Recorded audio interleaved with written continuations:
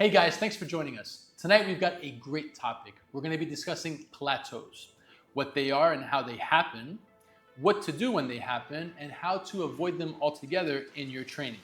It's a great topic, so hang with us. All right, Idi, so how would you define a plateau for our good people out there? Plateau simply means when your progress stalls, muscle building and strength. If that stalls, that's a plateau. Endurance as well.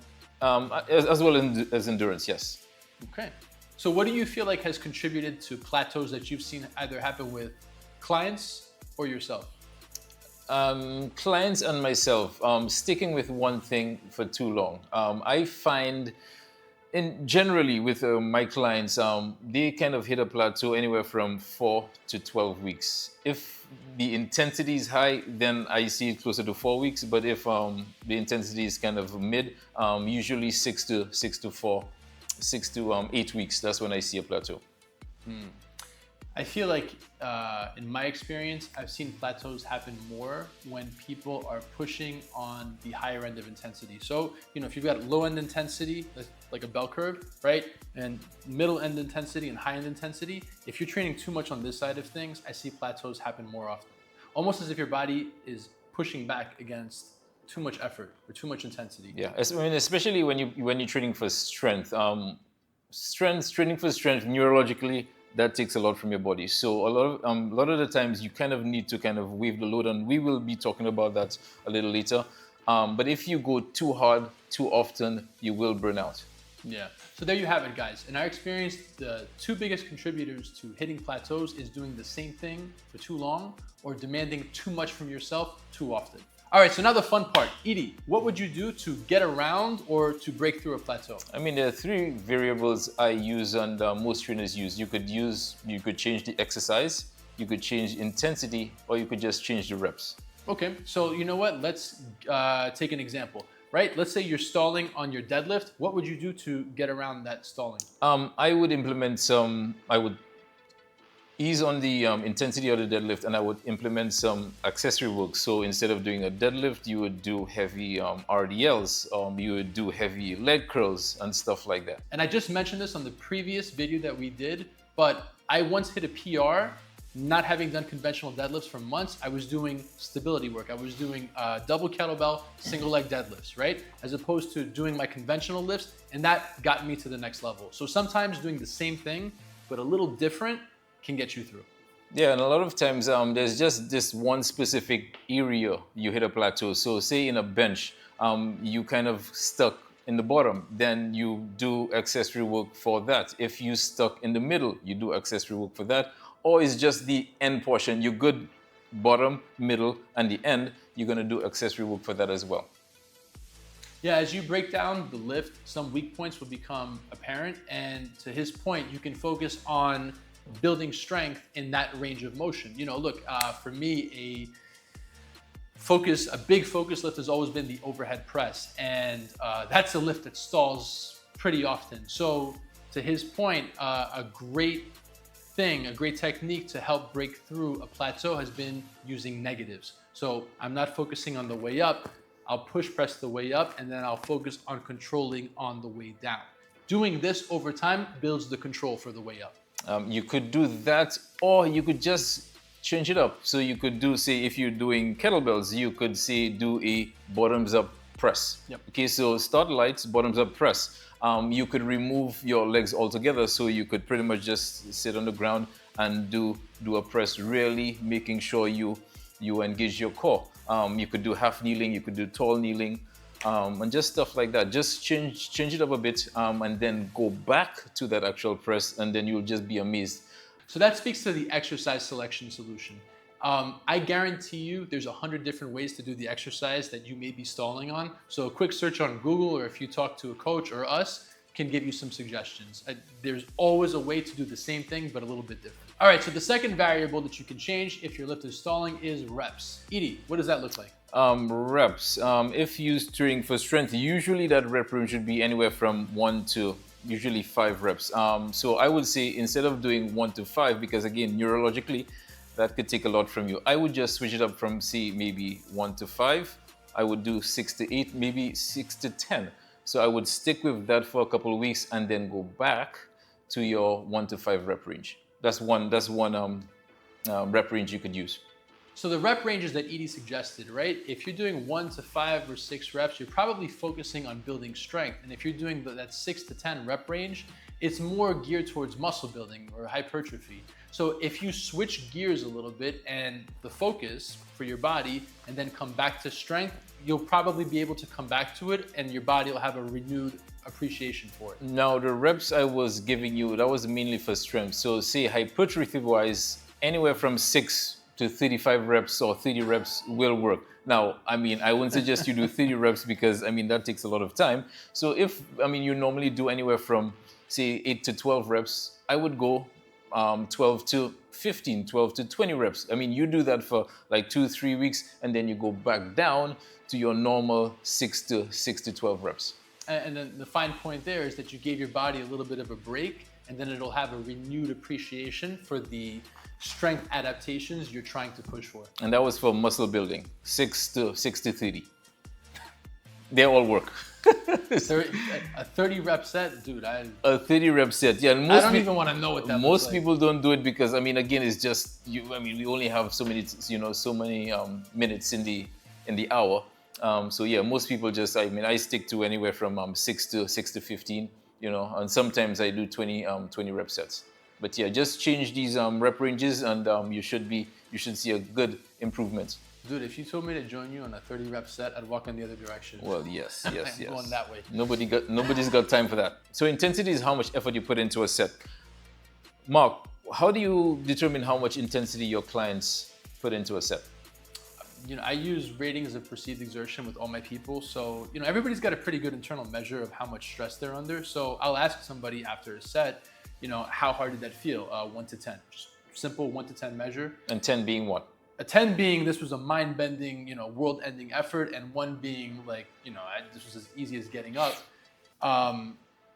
Typically people have a pretty good measure as to how hard the workout was. What RP do you normally have them work at? If you're a strength person, so what I'll do is I'll vary the intensity. I'll have people go between 6 and 8 out of 10. I'm almost never pushing for 9 or 10 out of 10. That's for like, if you're testing what a max is, but on average, where's the work being built? 6 to 8 out of 10. Yeah. No high level athlete trains at a 10. So usually I would say anywhere from, just like you were saying, 6 to 8. Yeah. And on peak day, that's when you want to go to the 9 or the 10. So that's one way. One way I do it, and I kind of interchange them, RIR, rate. Okay, so another method I use is RIR, reps in reserve. That's simply, okay, I asked you to do 10 reps. You did 10 reps and I asked you, okay, RIR, what is it? You said 5. That means you have 5 reps in reserve. What do you think about that, Mark? Do you use RIR with your clients? In the sense that I tell people to always leave something in the tank. So if I have you working on a heavy bench, let's say you're working on, I have you doing 5 reps. I'll ask you how many more you felt like you could do. And based on that, I know how much stress you're under. Yeah, I mean, I kind of, like I said earlier, I interchange RIR with RPE. One thing to keep in mind is you want to work hard. I mean, again, we want to keep that scale if we're doing RPE. You want to keep it at 6 to 8. Occasionally a 9, but you usually want to keep it at a 6 to 8. And you want to, if we're using the RIR scale, 1, 2, maybe 3 reps left in the tank. I mean, if you could do 5 reps, you're just simply not working hard enough. That's pretty much, I mean, I pretty much call that a junk volume, if you will. That just means you have to increase your sets. I mean, so to keep the sets down, keep your RIR within 1 to 3. I would say 1 to 2 reps in the tank. All right, so Mark, what are one of the methods you use to get out of a plateau? Because there are so many of them. Give me one of your favorite. My favorite method to break through a plateau or to avoid it altogether is by waiving the load. So, earlier we spoke about working within that 6 to 8 rep range. And in my experience, if you're doing that with your lifts week in, week out, right? If your exertion is 6 this week, 7 this week, 8 this week, you circle back to 6, maybe you do 8, you do 7. that prevents burnout. That prevents you from hitting a plateau and or burning out. In my experience, when you're doing 8, week in, week out, that's when you hit your plateau and or burn out and get injured. Yeah, that's an easy way to hit your plateau. One I also like to use is cluster sets. So if you could do maybe 10 reps with a weight, you pick a weight, you could do maybe 5, and then you just kind of break it up. So you do maybe 3, you rest, you do 3, you rest, and you do 3. That's one of the other methods I like to use. So we have cluster sets, and then we have wave loading. And again, there are plenty others we could use. But these are the 2 of the favorites we like. There's a lot of strategies out there, and the one he suggested lets you get more volume in while taking more rest. So you're not burning yourself out on the workload. Yeah, so you get more volume while also lifting heavier.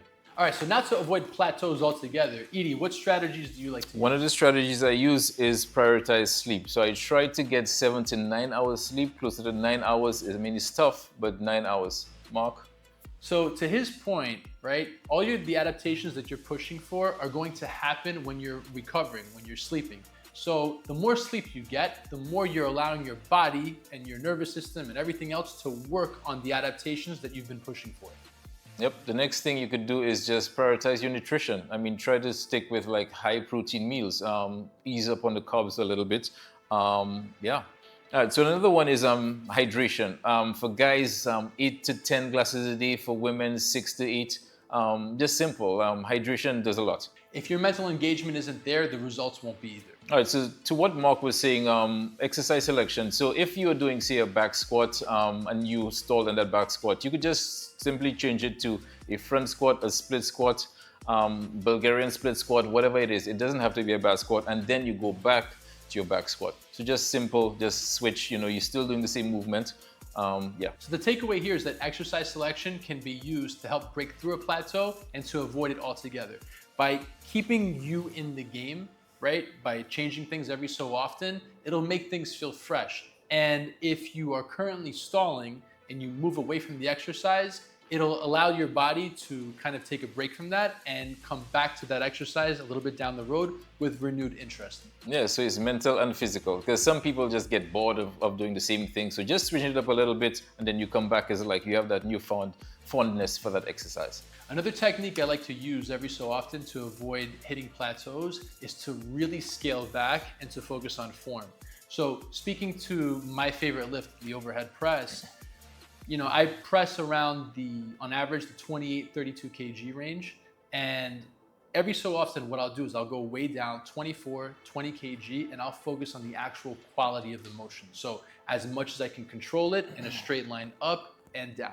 It feels very submaximal, but really what you're doing is you're spackling over whatever cracks may be in your form before you go back to heavier weight with all those improvements in place. Yeah, so just think of your workout now as practice. I mean, you're still going, again, if we're using the scale, we're still going on the 6 to 8, but just think of it as practice. So instead of 8, it will be more of a 5 or 6, and just greasing that groove, and then you go back to your heavier load. Yeah, and as you spend time in that 5 out of 10 range, the exertion is really so low that you can focus on everything you're doing and eliminate all the compensations. As you do stuff like that, not only is it less fatiguing for you, but you're creating better form for you for when you go more intense. Adaptations and progress, like anything, is rarely linear. You are going to progress, you're going to hit a period of stalling, and then based on what you do, you'll break through sooner or later. If your strategies are sound, you'll break through or work around your plateau much sooner than if you try to force things or if you get frustrated. As we were saying before, your mental stimulation or where you are mentally plays a big part in what you can do. So if you adapt the right strategies and you keep your cool, you will 100% get around your plateau sooner. Yeah, so always just take a step back. Like life, just like life goes up and down. It's never, like Mark was saying, it's never linear. Yeah. And another thing is don't change too many variables at once. So for all of these strategies we gave you, you probably want to pick one thing at a time and focus on that to get around or break through your plateau. That way you know exactly what exactly might have been that sticking point. And we'd love to know about your biggest plateaus or what you struggle with. So let us know in the comments if you're currently struggling on a lift, and maybe we can help you. All right, guys. So like, subscribe, go to geteverreadyfit.com. Let's get stronger together. And we'll see you real soon on the next one. Yep. Stay strong.